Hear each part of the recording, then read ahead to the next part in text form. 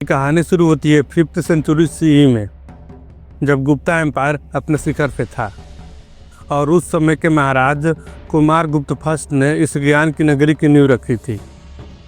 दोस्तों, नालंदा का मतलब होता है ना आलमदा, जिसका अर्थ होता है ऐसा दान जो कभी ख़त्म ही नहीं हो। ये दान था ज्ञान का दान।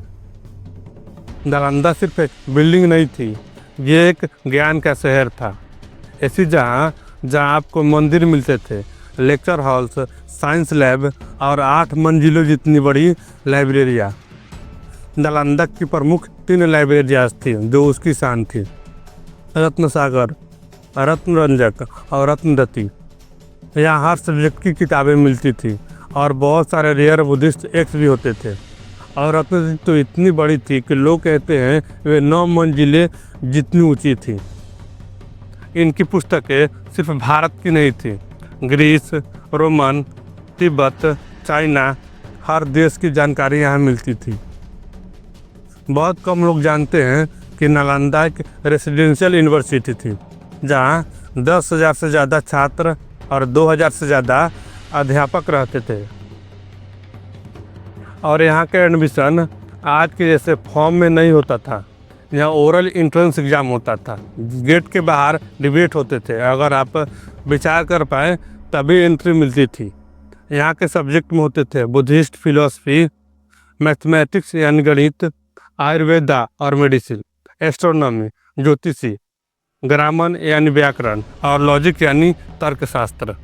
यहाँ पे विदेशी भाषाएं भी सिखाई जाती थी, जैसे चाइनीज, पर्शियन, ग्रीक भी सिखाई जाती थी। नालंदा सिर्फ भारत के लिए नहीं था, ये था दुनिया का पहला ग्लोबल कैंपस।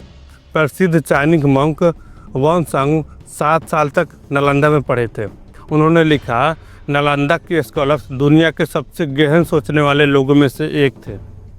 एक और मंक थे आई क्वीन, जिन्होंने यहाँ से संस्कृत और पाली सीखी थी और अपने देश में ले गए थे। यहाँ स्टूडेंट आते थे China, Japan, Korea, Tibet, Indonesia, Iran. Imagine, उस ज़माने में ये सब लोग भारत में आते थे पढ़ाई करने के लिए। नालंदा का कैंपस इतना बड़ा था कि यहाँ 10,000 छात्र एक साथ रहते थे। 300+ लेक्चर हॉल, मेडिटेशन स्पेसेस, तालाब, रिसर्च लैब और यहाँ तक कि यहाँ पर एक ऑब्जर्वेटरी भी थी। ये था एक मॉडर्न डे यूनिवर्सिटी का एंशिएंट वर्जन। फिर आया साल 1193 और इतिहास के पन्नों में एक काला पाठ लिखा गया। इख्तियारुद्दीन मोहम्मद बख्तियार खिलजी मामलुक डायनेस्टी का एक कमांडर था, जिसने बंगाल पर अपना कब्जा जमा लिया था। उसने अपने छोटे से लश्कर के साथ बिहार पर चढ़ाई कर दी। लेकिन आप पूछोगे उसने ऐसा क्यों किया? क्योंकि बिहार उस वक्त बुद्धिस्ट लर्निंग का एपिसेंटर था और यह जगह नालंदा एक थ्राइविंग नॉलेज सेंटर थी, जहां से भारत का विचार और ज्ञान विदेशों तक जा रहा था। और बख्तियार खिलजी को यह पसंद नहीं आया। एक जगह जहां हजारों लोग तलवार नहीं सोच से लड़ते थे, जहां ध्यान, डिबेट और ग्रंथों की चीज़ें बदली जा सकती थी, और इसी बेकार सोच के साथ उसने अपने साथियों के साथ नालंदा पर अटैक कर दिया। उसने नालंदा को जला दिया।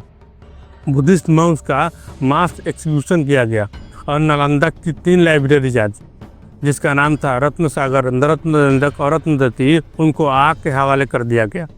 दोस्तों, कहा जाता है कि उन लाइब्रेरीज में इतना ज्ञान था, इतनी ज़्यादा किताबें थी कि उसकी आग 3 महीने तक जलती रही। नालंदा के साथ एक विश्वविद्यालय नहीं जला, भारत की एक इंटेलेक्चुअल लेगेसी और एक पूरा नॉलेज ट्रेडिशन उस दिन ख़त्म कर दिया गया।